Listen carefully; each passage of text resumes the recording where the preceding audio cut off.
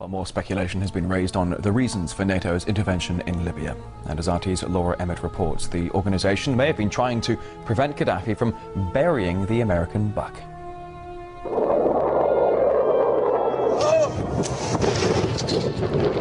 According to some, it's about protecting civilians. We must not tolerate this regime using military force against its own people.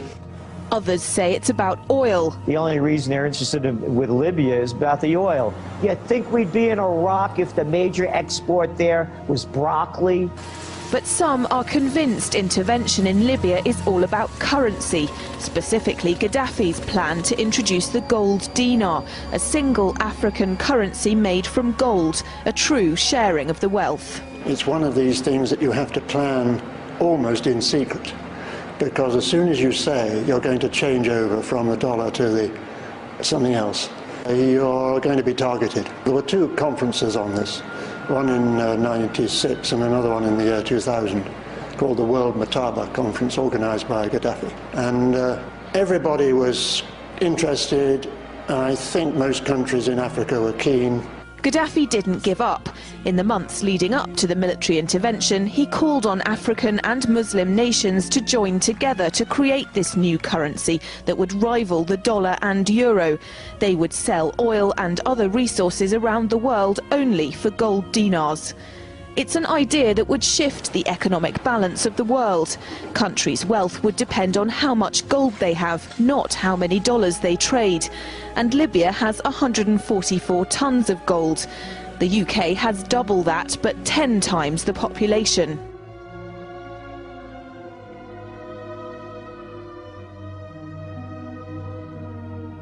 I do have one question. During the crisis or any time that you're aware of, has the Federal Reserve or Treasury participated in any gold swaps arrangements? The Federal Reserve does not own any gold at all. We have not owned gold since 1934. The Federal Reserve does not own any gold at all. We have not owned gold since 1934. The Federal Reserve does not own any gold at all. If Gaddafi had an intent to try to reprice his oil or whatever else the country was selling in the global markets and accept something else as a currency, or maybe launch a gold dinar currency, any move such as that would certainly not be welcomed by the power elite today who are responsible for controlling the world's central banks. So yes, that would certainly be something that would cause his immediate dismissal and the need for other reasons to be brought forth for removing him from power. It's happened before. In 2000, Saddam Hussein announced Iraqi oil would be traded in euros, not dollars. Sanctions and an invasion followed.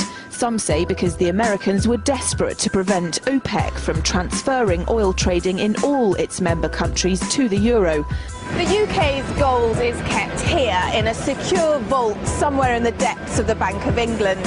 As in most developed countries, there's not enough to go around. But that's not the case in places like Libya and many of the Gulf states.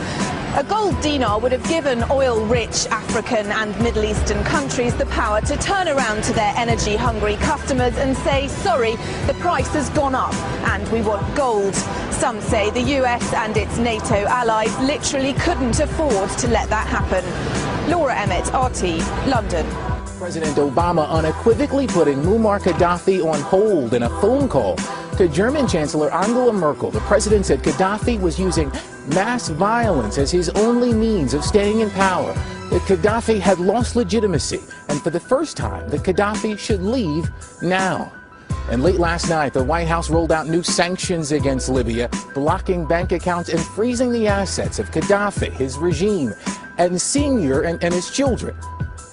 The president had held back on calling for Gaddafi to step down until U.S. citizens were safely out of the country. Today, the president intensified the pressure. Russ. Joel Brown at the White House.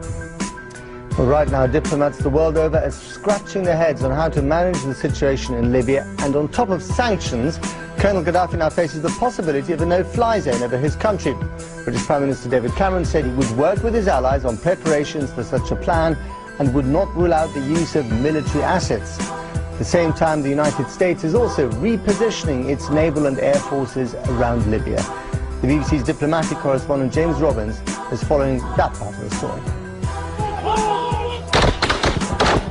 These extraordinary pictures, apparently from the town of Misrata, suggest the scale of violence in parts of Libya as ground is fought over. And these images are thought to come from the same town, as Colonel Gaddafi's regime is squeezed both by the scale of rebellion and increasing global pressure on him to give up now. First, the diplomatic pressure.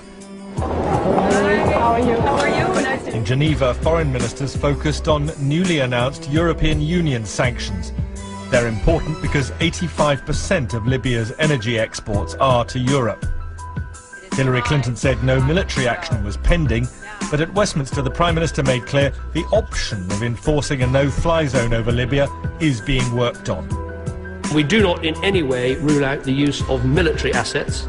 We must not tolerate this regime using military force against its own people. And in that context, I've asked the Ministry of Defence and the Chief of Defence Staff to work with our allies on plans for a military no-fly zone.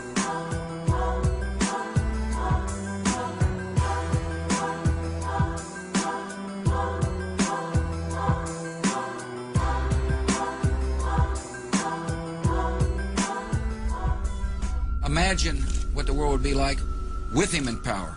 The idea is to try to help change the Middle East. Now look, part of the reason we went into Iraq the main reason we went into Iraq at the time was we thought he had weapons of mass destruction. It turns out he didn't, but he had the capacity to make weapons of mass destruction. But I also talked about the human suffering in Iraq, and I also talked the need to advance a freedom agenda. And so my answer to your question is that imagine a world in which Saddam Hussein was there, stirring up even more trouble in a part of the world that had so much resentment, so much hatred, that people came and killed 3,000 of our citizens. You know, I've heard this theory about, everything was just fine until we arrived, and kind of stir up the hornet's nest theory. It just doesn't hold water as far as I'm concerned. The terrorists attacked us and killed 3,000 of our citizens before we started the freedom agenda in the Middle East. What did Iraq have to do with what? The attack on the World Trade Center. Nothing, except for it's part of, and nobody's ever suggested in this administration that Saddam Hussein ordered the attack. We must not tolerate this regime using military force against its own people. And in that context, I've asked the Ministry of Defence and the Chief of Defence Staff to work with our allies on plans for a military no-fly zone. But reviving an Iraq-style no-fly zone and imposing it over Libya would take time. Huge questions have to be answered first. Under whose authority would it be imposed? The UN has so far ruled out backing military action in this crisis, and NATO is only in the very early stages of considering it.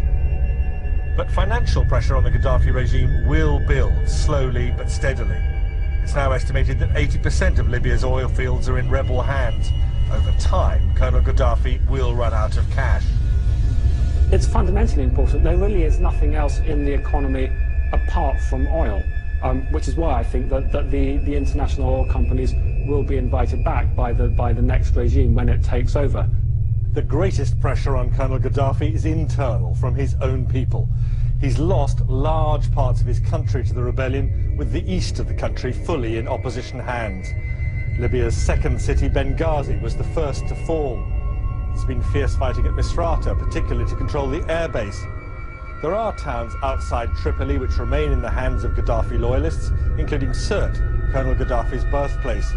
But the focus is still on the capital itself.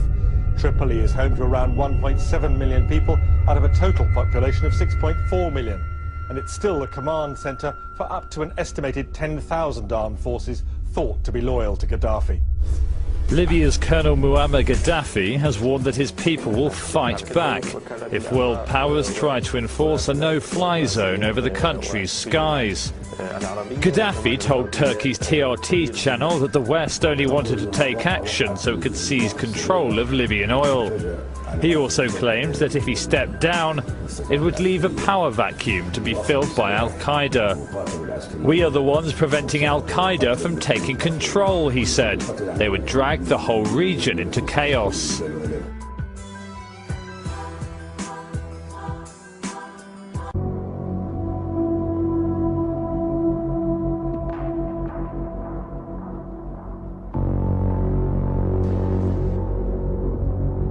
Colonel Gaddafi's first interview for Western journalists since this crisis started. He agreed to see the BBC, ABC News from the United States and the Sunday Times. He was fairly relaxed throughout the interview, which was held in a restaurant overlooking Tripoli port. He said the UN sanctions resolution against Libya was illegitimate. And then he was asked if he'd ever leave the country. As if anyone would leave their homeland, he said. In recent years, you've had a rapprochement with Western countries. You've had important Western leaders like Tony Blair coming here. But now there are Western leaders who are queuing up to say that you should go. Do you feel a sense of betrayal about that? Of course it's betrayal, he said. They have no moral. Mr. Gaddafi said, we didn't understand the Libyan system. No, I understand the system that you have here. But internationally, you're regarded as You don't understand the system here. No. Don't say I understand. You don't understand. And the world don't understand the system here. The biblical system here. The authority of the people. You don't understand it. But how do the people show their authority then? Because some who've gone out onto the streets to protest say that your people have shot at them. No demonstration at all in the streets. أنت شفت مظاهرات? Did you see demonstrations? Yes, I have, yes. Where? I saw some today. I saw some in Zawiya. Yesterday I saw demonstrations. Are they supporting us? No, they're not supporting us. They are not against us. Some were against you and some were for you. No one against us. Against me for what? Because I am not president. They love me, all my people with me. They love me all. They will die to protect me, my people. If you say they do love you, then why are they capturing Benghazi and they say they're against you there? Why are they in... It is Qaeda, it is Qaeda, not my people, it is Qaeda. Al Qaeda? Qaeda, yes. They came from outside. So they're the people pulling down the posters and putting up the flag of the king? It's Al Qaeda, he said. They went into military bases and seized arms, and they're terrorizing the people. The people who had the weapons were youngsters. They're starting to lay down their weapons now as the drugs Al Qaeda gave them wear off.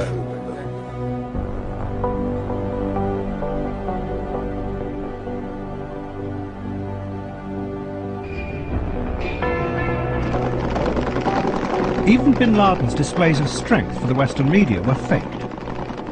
The fighters in this video had been hired for the day and told to bring their own weapons. For beyond his own small group, bin Laden had no formal organization, until the Americans invented one for him. The picture Al-Fadl drew for the Americans of bin Laden was of an all-powerful figure at the head of a large terrorist network that had an organized hierarchy of control. He also said that bin Laden had given this network a name, Al Qaeda. It was a dramatic and powerful picture of bin Laden, but it bore little relationship to the truth. The reality was that bin Laden and Ayman Zawahiri had become the focus of a loose association of disillusioned Islamist militants who were attracted by the new strategy.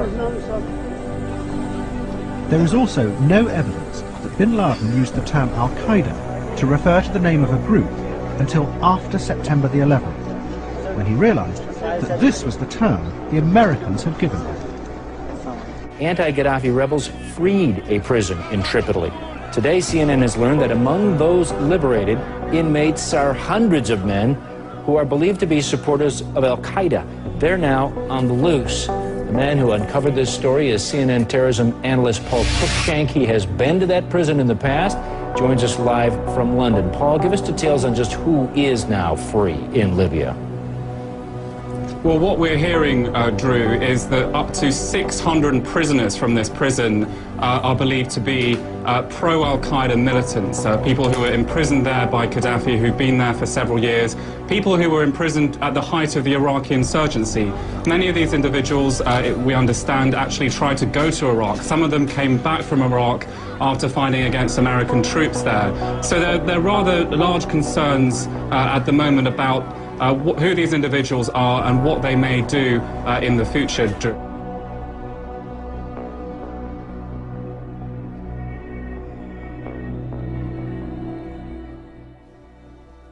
US President Barack Obama called on Muammar Gaddafi to stop the bloodshed and fighting in Libya, as rebels and forces loyal to him continue to clash on Monday. Although it's clear that Gaddafi's rule is over, he still has the opportunity to reduce further bloodshed by explicitly relinquishing power to the people of Libya and calling for those forces that continue to fight to lay down their arms for the sake of Libya. While rebels searched Tripoli for Gaddafi, some forces loyal to the autocratic leader fiercely continued the fight. Obama said the United States would be prepared to offer Libya support and provide humanitarian aid to the wounded. I've directed my team to be in close contact with NATO as well as the United Nations to determine other steps that we can take. To deal with the humanitarian impact, we're working to ensure that critical supplies reach those in need, particularly those who've been wounded. The US President said his country will continue to be involved in the multinational effort and supports NATO's mission in the ouster of Gaddafi. We're working to ensure that critical supplies reach those in need. Now, how could all these people get such a weapon in such good condition? The rifle is not and has never been adopted by the Libyan army. Usually Libyan soldiers run around with old Kalashnikovs, like this one. This means that the rebels could not get all of those FN, FAL rifles from military storage points. And they certainly couldn't buy them in a store. So the question is, where did they get them from? And even more importantly, how could they get the enormous amounts of ammo needed for the rifles when Gaddafi didn't have them? Libya's cash-starved rebels got a much-needed boost. Nations here signing off on promises of more than $1 billion of aid. But it's not just money the rebels want from the international community. We are asking countries to recognize the Transitional National Council as the legitimate and sole representative of the Libyan people. As you can see, these are US machine guns chambered for NATO rounds. And again, they're absolutely brand new, right out of the box. Normally machine guns don't come with their own instructors to teach you how to use them. Libya's cash-starved rebels got a much-needed boost. Nations here signing off on promises of more than $1 billion of aid. But then again, machine guns alone don't win a revolution. You need something with some real firepower. And well, here's something. This is an MP-ADS, Man-Portable Air Defense System. Each one of these costs big money on the black market and requires a qualified professional to maintain them. And so that's why we can see an instructor here. The guy teaching the Libyans to manage this high-tech device sure doesn't look like one of them, does he? And here we can see a joker running around with a US Army pistol and a NATO Kevlar combat helmet.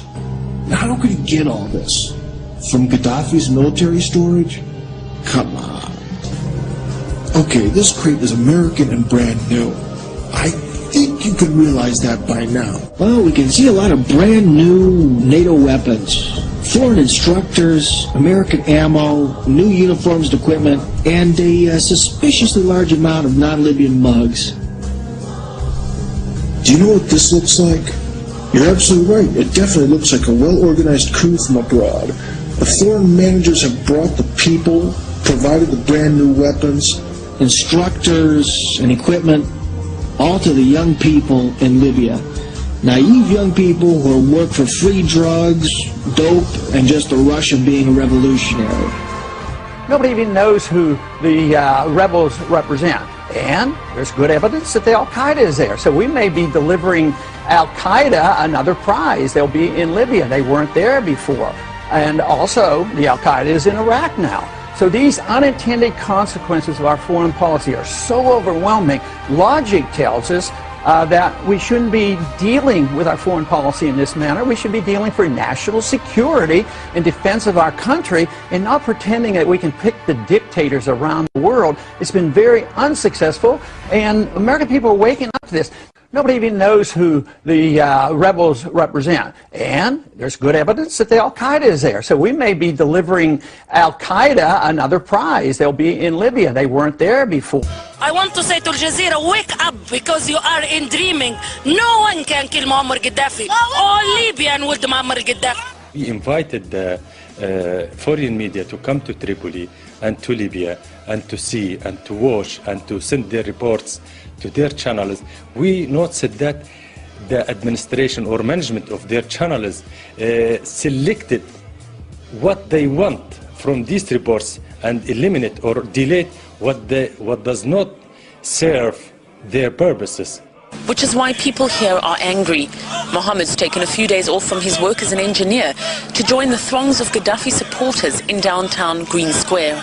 They're hiding this. They're hiding this. What's going on now? Okay, all the people are here. Just, of course, yes, just to be supportive for our leader Mauammar Kandāfi. Okay, and they want to hide this.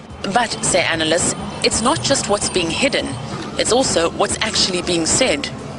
What we're getting is a pro-U.S., pro-Pentagon, one-sided picture of a situation which fills the media with the idea that there's freedom fighters involved in Libya and that there's a government regime that's been an atrocious terrorist government for the since 1970, roughly. This is nonsense. Here, the Jazeera, you say I'm not in Tripoli, maybe I'm in Afghanistan, maybe I'm in Iraq.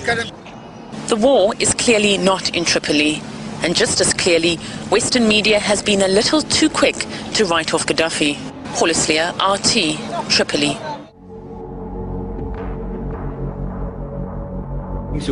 The coalition said destroying Gaddafi was not their goal.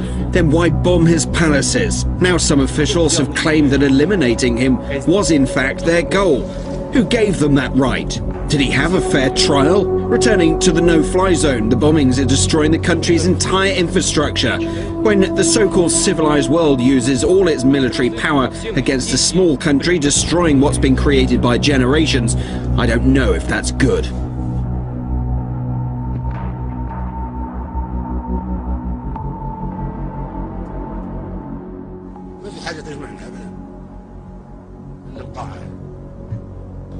قوة أجنبية تحتل دولة عربية وتشنق قرايصها وإحنا نتفرج عليهم فقط. وليش ما نحققوا في شنق صدام حسين؟ كيف يصير حرب يشنق؟ لا تتكلموا عن سياسة صدام حسين والخلاف معاه سياسي، ممكن كنا مختلفين سياسيين معاه، مختلفين حتى مع بعضنا نحن الآن. قيادة عربية بالكامل تقتل تشنق في المشانق ونحن نتفرج، لماذا؟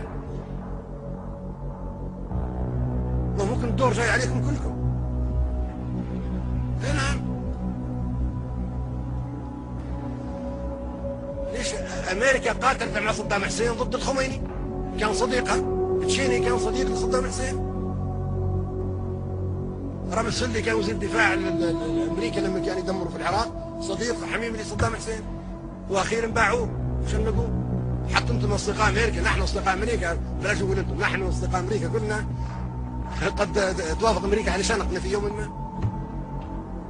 احنا شو للاسف الشديد احنا اعداء لبعضنا، احنا كلنا نكره بعضنا ونتخاصم مع بعضنا ونكيد لبعضنا ونشمت في بعضنا ونتآمر على بعضنا. احنا مخابراتنا نتآمر على بعضنا، ما تحمي فينا من العدو. احنا عدو لبعض، عدو العربي صديق للعربي الاخر. هل المقاعد الدائمة هل نحن متساويين فيها؟ أبدا غير متساويين. منبر الخطابة فقط، زي ما تخطب في حديقة. Gaddafi upstaged Obama's 40-minute speech by speaking for an hour and a half, delivering a scathing attack from the podium against the world body. It was as if fireworks went off. Seriously, what he said was that the UN, the world body, has failed to intervene or prevent 65 wars since the inception of the UN in 1945.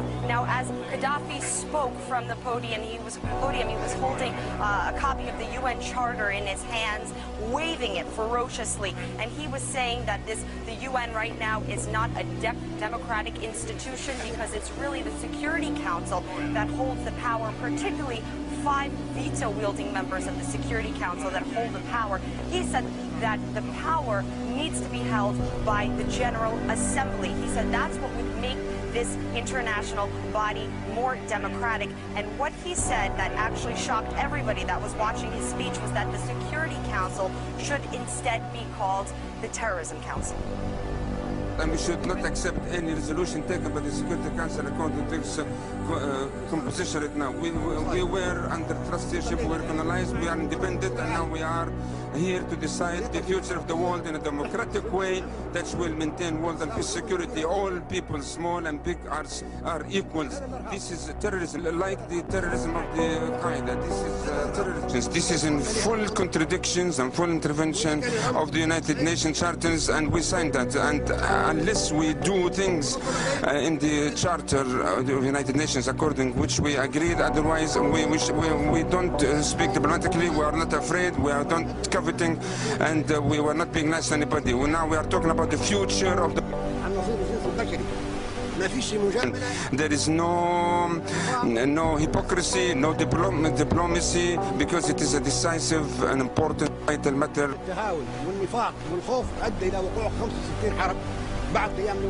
Of understanding and hypocrisy created to 65 wars after the establishment of the United Nations.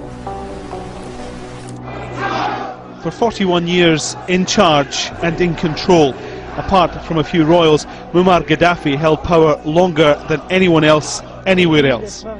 Even in the last few days, his country facing attacks from an international alliance, he was full of bravado, full of contempt for those who sought to end what he saw as a glorious rule to be hailed forever. If Tripoli was to burn, like Baghdad did, why would you allow for this to happen? How can you let Tripoli, which was beautiful and safe, how can you allow for it to be a place of destruction and be set alight? This should not happen. This must not happen. And joining us to talk more about the CIA's possible role in Libya, from Washington, former CIA counterterrorism analyst Michael Scheuer. Michael, thanks for being with us this morning. You're welcome. So there are reports out, again, that the CIA is on the ground in Libya, contacting and vetting the rebels. Is this setting the stage to arm them? I don't think there's any other possible reason for it. And the president clearly has sent the agency in to find out who he is supporting and to see what kind of material, human material, we would have to work with if we decided to, if the president decided to arm and train these people over the longer term. Yeah, and you're concerned about this prospect. You think it could become another Taliban situation for the U.S. What, in your mind, is the worst case scenario here? Well, Libya has been very strong in sending young men or having its young men go overseas to fight in Islamic insurgencies in the Balkans, in Chechnya, Afghanistan, especially Iraq, when the height of the fighting was there. Those that don't get killed, of course, go home. And I think the core of the resistance, whatever little military ability they have, is probably made up by people elsewhere we would call mujahideen.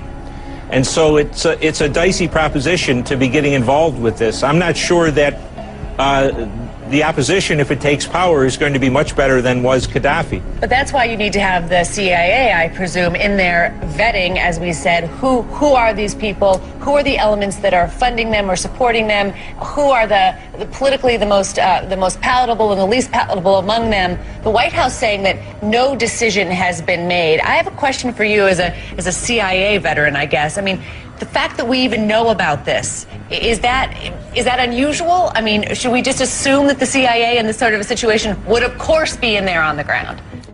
What's the alternative if we don't arm the rebels and they're clearly outmanned and outgunned by Gaddafi's forces? What's the better solution here? The better solution was, as Mr. Paul said, never go at all. This was none of our business. But I think what we're seeing is the string is playing out. We threatened Gaddafi and that didn't work. There's an arms embargo and an economic embargo. That didn't work.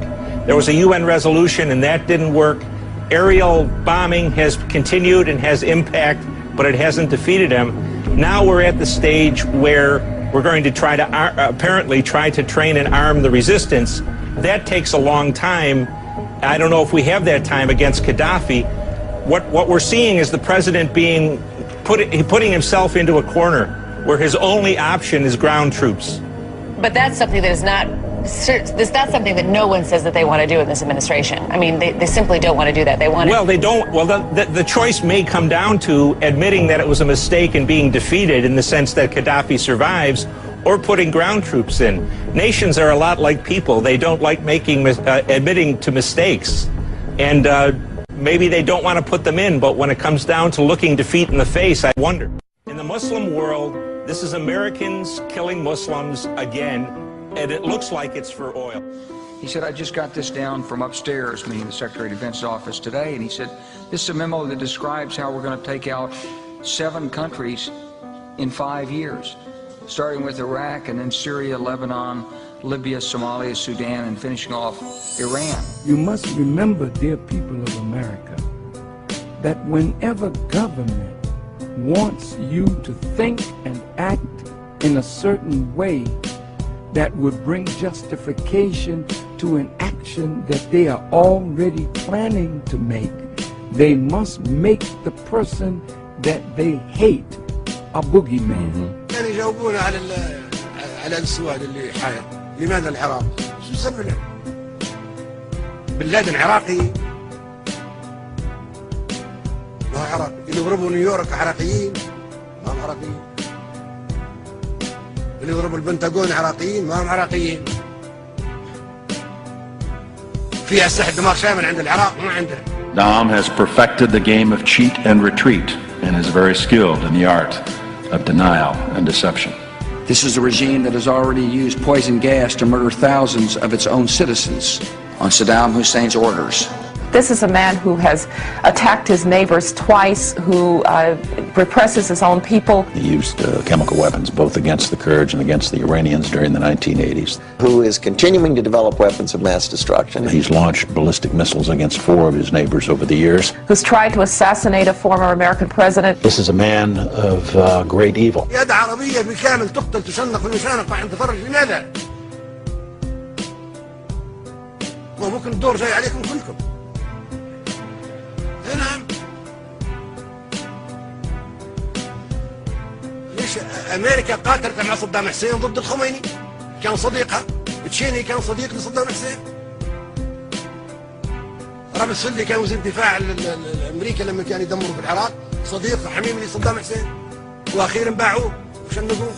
حتى انتم اصدقاء امريكا، نحن اصدقاء امريكا، بلاش نقول انتم، نحن اصدقاء امريكا كلنا. قد توافق امريكا على شنقنا في يوم. Saddam Hussein is a homicidal dictator who is addicted to weapons of mass destruction. Intelligence sources indicate that Saddam Hussein has ordered that scientists who cooperate with UN inspectors in disarming Iraq will be killed along with their families. The charter states that we, in the preamble, I mean, that we shall not resort to the military force unless it is a common interest. 65 wars broke out after the establishment of the United Nations and after the establishment of the Security Councils, and after this establishment, 65, and the victims are millions more than the victims of the Second World War. Are these wars and the aggressions and the force that was used, the power in the 65 was in the interest of the common interest of all of us? No, it was in the interest of one country or 3 countries or 4 countries or 1 country. What the CIA does is go into a country and move among the people that are dissatisfied to stimulate a revolt against a leader that they don't like because they want regime change. It will become anti-West again if the West's hand is seen to be meddling. And there are already indications of that. Look at the British having sent an SAS team and MI6 agents into Libya. David Cameron has been accused by some people within the government of trying to orchestrate regime change across the Arab world. Is this something that you agree with? Of course. With France. Of course. It's very obvious. It's very obvious. Has Gaddafi used the oil money to build Libya? Yes. Did Gaddafi use oil money and discover water under the Sahara Desert and brought that water to the surface and brought water from Benghazi all the way to the border almost of Tunisia? Did he impose farming in the desert so that they could feed their own people? Yes. Are there billions of dollars that he's spending building homes, building apartments for his people? Yes. So something is under this. And so when America, England, France, three imperialist powers want to destabilize that country, is it that you're so concerned? You are hearing rumors, false reports. Please take your camera tomorrow morning, even this night. Go to every city in Libya. Everything is calm, everything is peaceful. The point is there is a big gap between reality and the media reports. So is the unbalanced nature of the coverage. Rather than being impartial observers, some networks stop short of directing the protesters. But here the Al Jazeera crew is warming up the crowd in time for their next live report. Footage we see on American and British channels looks fake. They create an illusion of military action. Where are the aircraft? Where are the bomb raids? Where is the destruction and casualties we hear so much about? If all that is true, evidence should now be on the table of the Security Council. On both sides, the army and police on one, the insurgents on the other, only 150 to 200 people were killed. But it's claimed there were thousands. An attack on Muammar Gaddafi is an attack on Libya itself. It is treason. There is no uprising in the east, only a criminal enterprise by a few hundred gangsters. They are mystified that the United Nations cannot see that. There's a constant refrain in this crowd. The people are happy, but Al Jazeera knows nothing. Well, the reports of Libya mobilizing its air force against its own people spread quickly around the world. But Russia's military chief says they've been monitoring from space, and the pictures tell a different story. According to Al Jazeera and to BBC, on the 22nd of February, Libyan government has inflicted airstrikes on Benghazi, the biggest city in the country, and on Tripoli. And according to Russia's military, they have not registered any of those airstrikes. According to them, the pictures show that nothing of that sort has been going on the ground.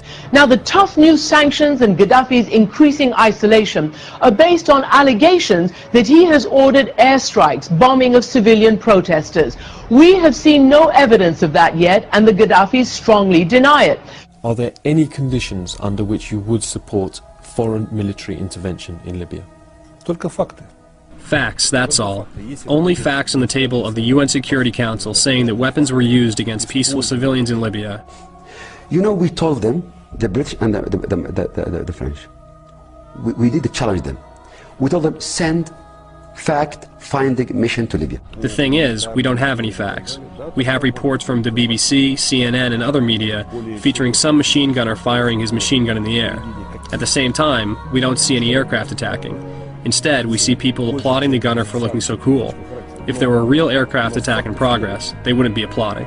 The U.S. has reportedly asked Saudi Arabia if it can supply weapons to the rebels in Benghazi. The Saudis have been told that opponents of Gaddafi need anti-tank rockets, mortars, and ground-to-air missiles to shoot down Gaddafi's fighter bombers. We say we're concerned about things happening in Libya. Please note the following: the North African cell of Al Qaïda is also concerned about what's happening in Libya. Do you think that's a coincidence? Americans themselves have estimated that Libya, especially the eastern part of the country, which is where the rebels have reportedly gained control, is home to a large number of jihadists. They make up a fifth of world jihadists. It's enough to say that one of the rebel leaders in northeast Benghazi was once Osama bin Laden's personal driver. The question here is whether the U.S. is going to end up putting weapons in the hands of radicals and destabilizing the region even more. Anti-Gaddafi rebels are growing more confident and are now focusing on capturing Tripoli. With God's will, we will win. We're going out today for this tyrant and Zionist. With God's will, it will be his last day. This man has been investing in African development. This man has been moving throughout Africa. This man has friends all over the world. He may not be your friend, but if you take him out and kill him like he's some rotten fella that wants to kill his own people, what did you do in Waco? What did you do when your people rose up? Did you talk them out of it? No. They had weapons, you bombed them. What did you do in Philadelphia with the Move movement? Did you talk them out of their home, or did you bomb them? Let me focus on initially the issue of Libya. I want to talk about the substance of Libya, because there's been all kinds of noise about process and congressional consultation and so forth. Let's talk about concretely what's happened. I spoke to the American people about what we would do. You also took an oath, remember? You solemnly swore to preserve, protect, and defend the Constitution of the United States. I, Barack Hussein Obama, do solemnly swear that I will execute the office of President of the United States faithfully and will, to the best of my ability, preserve, protect, and defend the Constitution of the United States. You actually took it twice. Remember? You swore, you solemnly swore that to the best of your ability you would preserve, protect, and defend the Constitution of the United States. I, Barack Hussein Obama, do solemnly swear that I will faithfully execute the office of President of the United States and will, to the best of my ability, preserve, protect, and defend the Constitution of the United States. We have done exactly what I said we would do. Except, of course, the most important thing, your oath of office, where you solemnly swore to uphold the Constitution. And before the election, you told people that you would uphold it. You answered a question about this very thing, about presidential war powers. So, a lot of this fuss is politics. Fuss, it's our Constitution. We were warned of exactly this abuse of power by the father of the Constitution. Madison wrote how the U.S. Constitution was deliberately designed to prevent the president from doing what Obama has done. In no part of the Constitution is more wisdom to be found than in the clause that confides the question of war or peace to the legislature and not to the executive department. Our Constitution was clearly written to prevent Obama from doing what he explicitly promised us he wouldn't do if we trusted him with the responsibility to preserve, protect, and defend the Constitution. And this suddenly becomes the cause célèbre for some folks in Congress? Come on. This guy should be impeached. There's no legitimacy to allow a president to continue after he's done such a thing with the most important issue, the issue of war. And this suddenly becomes the cause célèbre for some folks in Congress? Come on. He should be impeached. If there was any justice in this country, he swore an oath to the Constitution and he violated that oath. Hear eerie echoes of the run-up to the war in Iraq in the way the president and the vice president talk about Iran. Well, George Bush and Dick Cheney must hear, loud and clear, from the American people and the Congress, you do not have our support and you do not have our authorization to launch another war. But I want to ask you about something you've been involved with. You said that if the President of the United States had launched an attack on Iran without congressional approval, that would have been an impeachable offense. Do you want to review Absolutely. that comment you made? Well, how do you stand on that now? Yes, I do. I want to stand by that comment I made. The reason I made the comment was as a warning. Now, the President has no constitutional authority to take this nation to war against a country of 70 million people unless we're attacked or unless there is proof that we are about to be attacked. And if he does, I would move to impeach him. The House obviously has to do that, but I would lead an effort to impeach him. The reason for my doing that, I don't say it lightly. I don't say it lightly.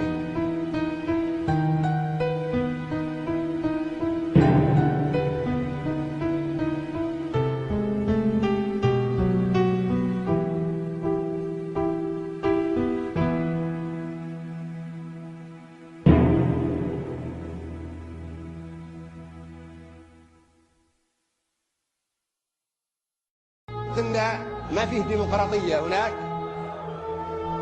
بل هناك دكتاتورية لا تختلف أبدا عن دكتاتورية هتلر أو نابليون أو موسوليني أو جنكيز خان أو اسكندر إلى آخر الطغاة.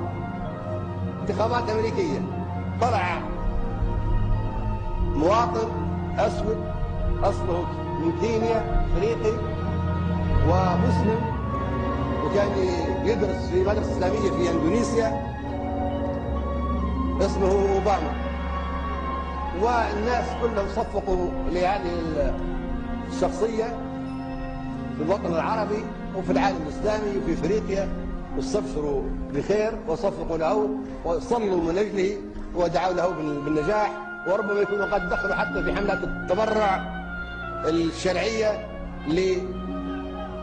لتمكينه من الفوز في رئاسة أمريكا. لكن فوجئنا بأن أخانا وشقيقنا الأفريقي الكيني الأمريكي الجنسية يطلع بتصريحات صدمت كل المؤيديه في العالم العربي وفي افريقيا وفي العالم الاسلامي. نحن نتمنى وربما تكون هكذا ان هي مجرد زي ما يقولوا في مصر كوزيون انتخابي. هذه مناسبة انتخابية، ان كذبة انتخابية باش تعرفوا مهزلة الانتخابات، ان الواحد يكذب على الناس لكي يعطوه اصواتها، وبعد ياتي التطبيق وينجح يقولون له انت وعدت بكذا بكذا، لا هذه دعاية انتخابية. شوفوا هذه الديمقراطية، لا هذه دعاية انتخابية، لكنها مضمون نضحك عليكم باخذ اصواتكم. ان شاء الله هي تكون هكذا مجرد دعاية انتخابية، لكن كونك هو يقول ان القدس سأعملها عاصمة إلى الأبد للإسرائيليين، هذا يدل على أنه أن أخانا أوباما يقبل السياسة الدولية وهو مطلع على ملف الصراع في الشرق الأوسط.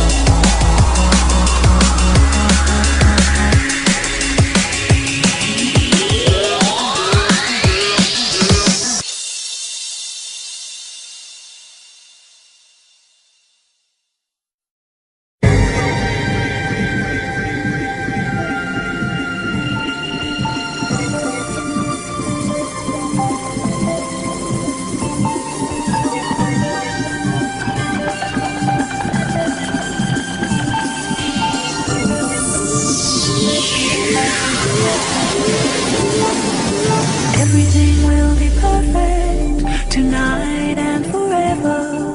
Light shine on, making our faces many colors. Everyone is moving like waves make an ocean on and on. Everybody's singing, yes, this is happiness happening.